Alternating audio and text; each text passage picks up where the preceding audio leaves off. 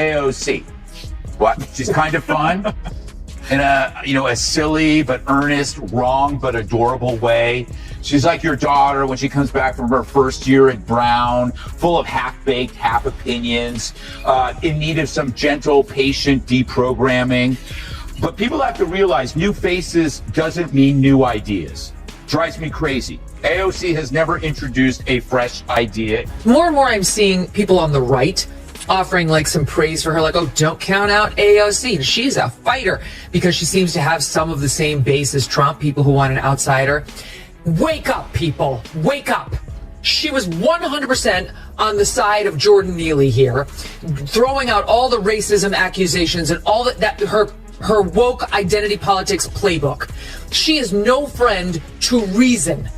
So stop, okay? Just stop. The praise of AOC has to end from anybody who wants justice, wants reason, wants sanity to prevail, and isn't on. What started as a viral moment filled with roaring applause and a storm of fire emojis quickly shifted when Greg Gutfeld and Megyn Kelly stepped in like uninvited critics.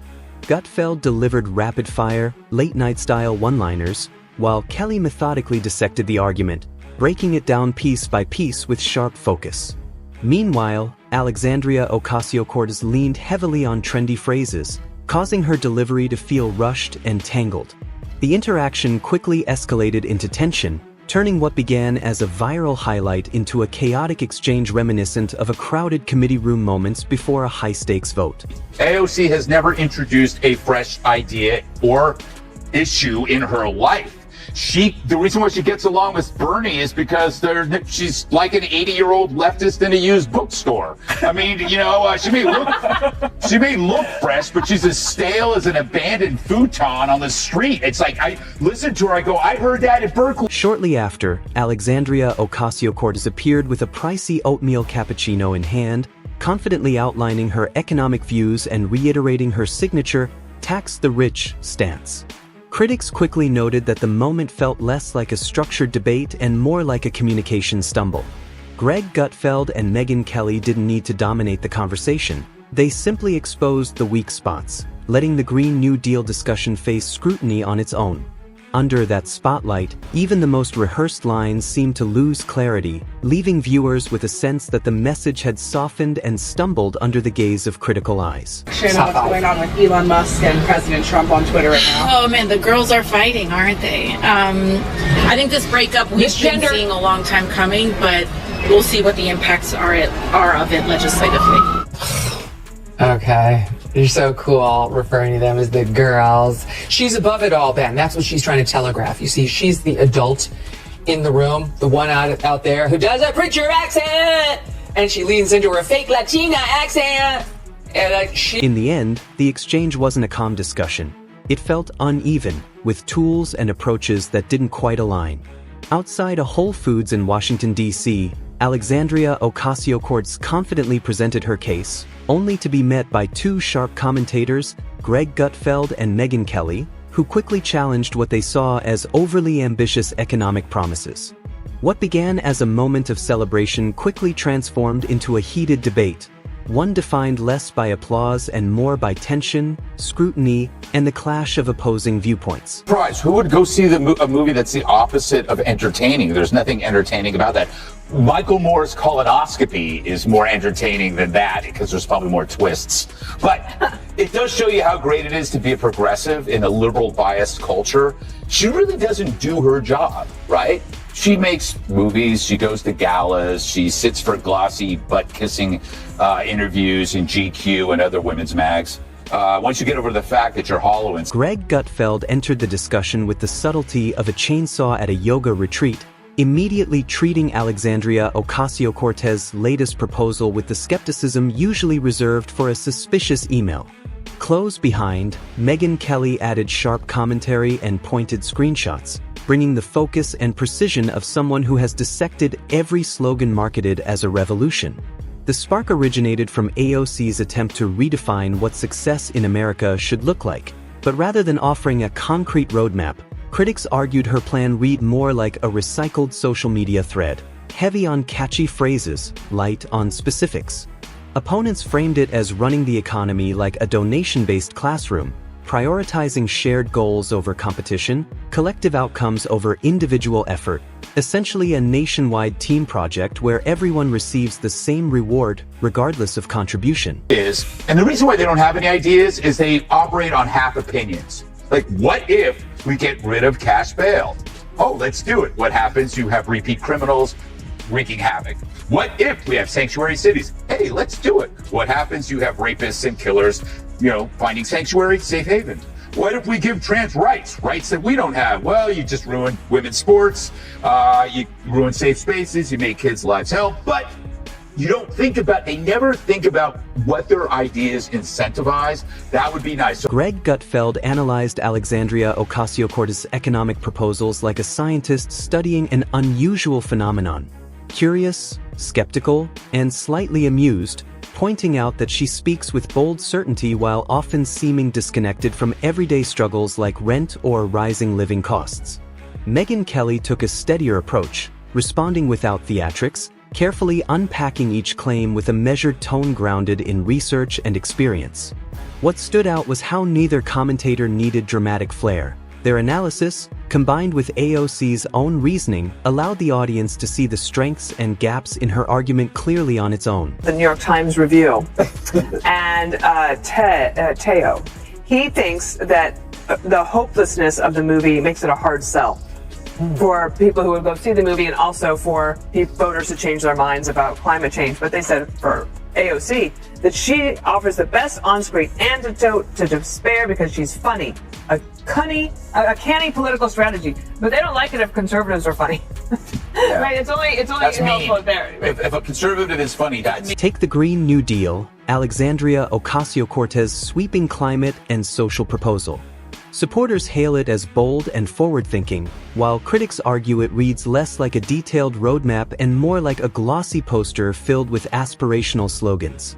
AOC envisions phasing out fossil fuels while expanding programs like housing support and universal health care, but opponents contend that the plan prioritizes big-picture goals over step-by-step implementation. Greg Gutfeld didn't launch into a long critique. He simply flagged what he saw as impractical aspects and asked pointed, everyday questions. How would transportation systems adapt? Infrastructure? Could a nation as vast as the United States manage such sweeping changes? Megyn Kelly followed with a measured tone, emphasizing that modern economies rely on energy systems, budgets, and logistics, not just good intentions. Their shared conclusion was clear. Even the grandest ambitions demand precise planning, or they risk feeling incomplete. From AOC, who decided to go to the Bronx and pretend she was Cardi B.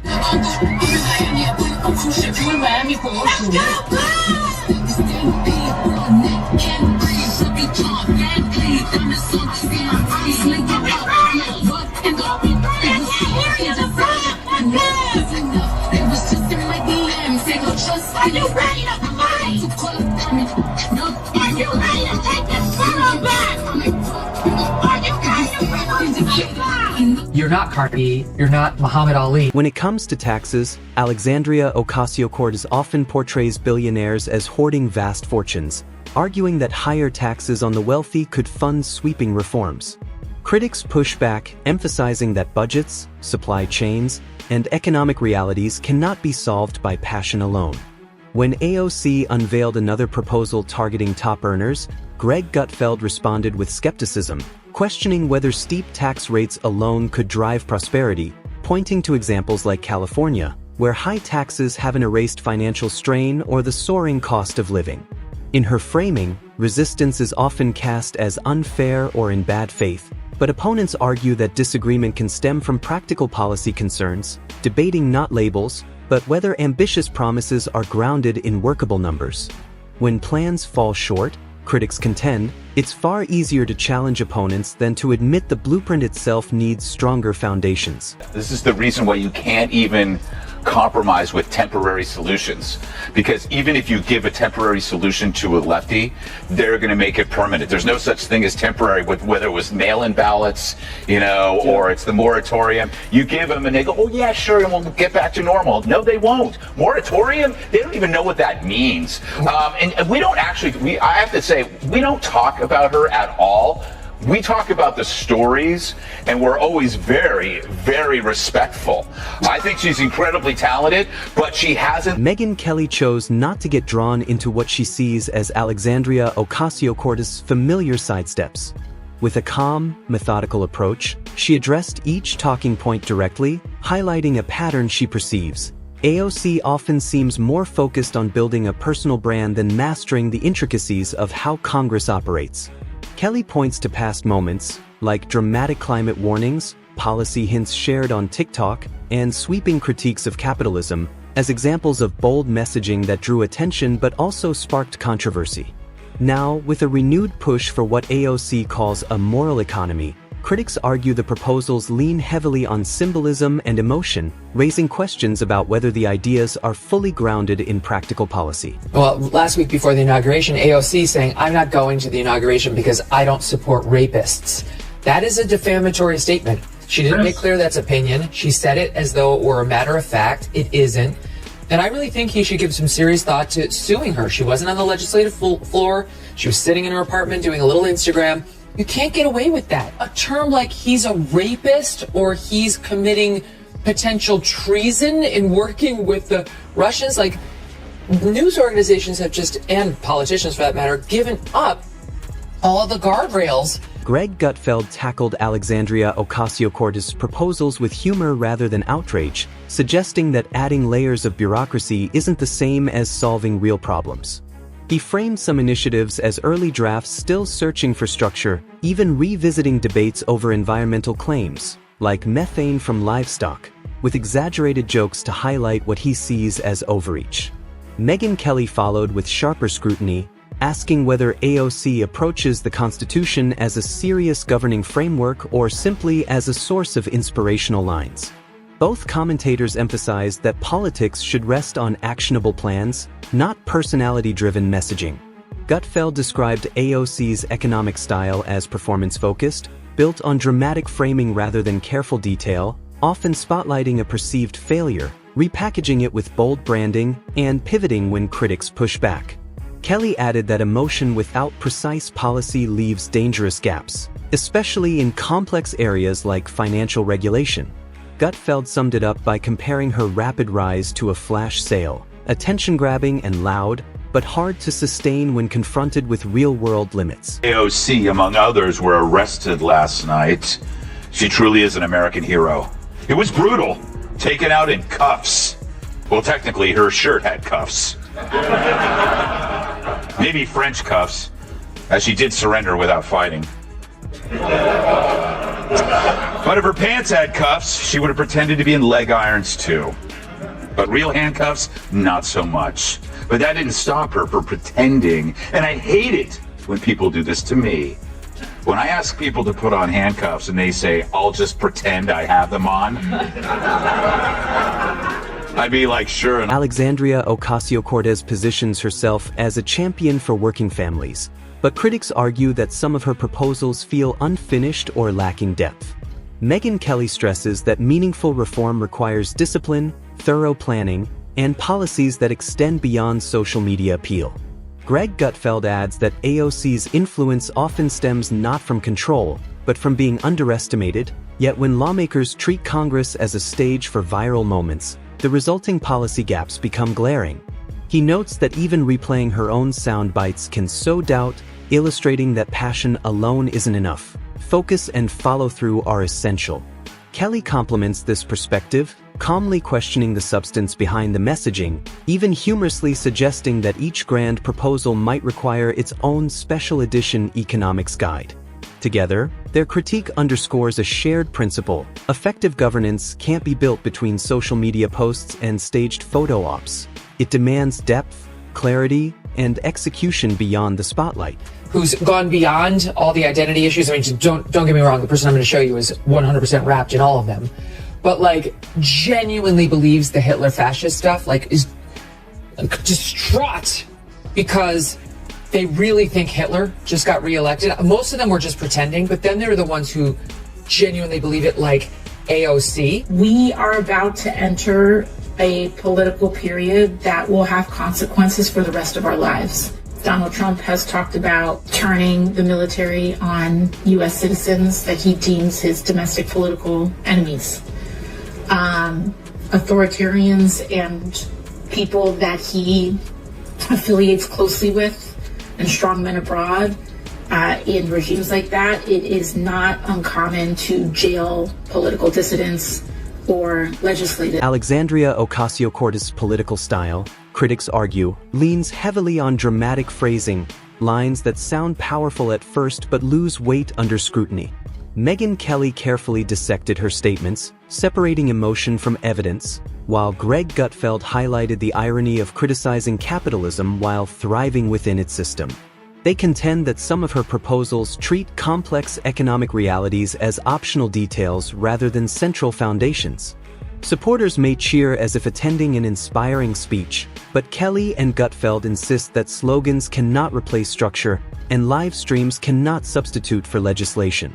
Strip away the filters, they argue, and what remains must be solid, actionable policy. Until then, trending clips may command attention, but they won't solve the deeper challenges that lie beyond the spotlight. Gutfeld adds a final note. AOC isn't inherently risky because of overwhelming power. It's the perception of power that fuels concern. Talking, there, I'm picturing AOC lecturing us about our hamburgers, how we can't have them anymore, and we can't have heat in our homes, we can't have SUVs, and we can't, now the left wants us, we have to get rid of our gas stoves. It's a no. And so, they are very punitive. They want to control the way we live, of course, from their own private jets and mansions, which are, they're gas guzzling and energy guzzling by the minute. And he's feeling it, but I think this one goes beyond just the squad. Greg Gutfeld criticized Alexandria Ocasio-Cortez for treating Congress like a stage for viral moments, leaving others to untangle the confusion that often follows her bold soundbites. He noted that Kelly and he rarely needed to mock her. Simply repeating her own words often raised doubts, chipping away at credibility. Gutfeld described her as energetic and ambitious but unfocused, driven more by flair than by detailed grounding, even joking about sending her an introductory economics book. Megyn Kelly added wryly that it might require a collector's edition, one guidebook for every sweeping proposal. Together, they argued that policymaking cannot be built between coffee snapshots and phone-recorded speeches. Her theatrical style, packed with dramatic phrasing, may impress initially but often lacks structural depth under scrutiny. Kelly methodically separated emotional appeal from practical design, while Gutfeld highlighted the irony of benefiting from the system while criticizing it. They stressed that some of AOC's recent ideas treat economic fundamentals as optional, leaving slogans as substitutes for systems and live streams as stand-ins for legislation. Without solid foundations, passion alone produces confident but unstable policy. Yet, AOC continues forward, fueled by headlines, social media posts, and public appearances that keep the spotlight firmly on her.